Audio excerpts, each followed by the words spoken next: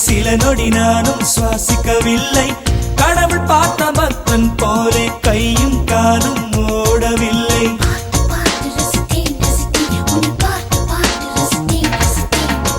தேவதையும் பேருந்தில் வருமா, கனவா நனவா தோன்றவும் இல்லை.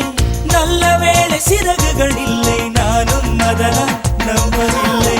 நெற்றி என்ற மேடையிலே ஒற்றை முடியை ஆடவிட்டாள். ஒற்றை முடியில் என்னை கட்டி உச்சி வயலில் தூக்கிலிட்டாள். மனதில் இத்தனை ரணமா, அடவலியில் இத்தனை சுகமா?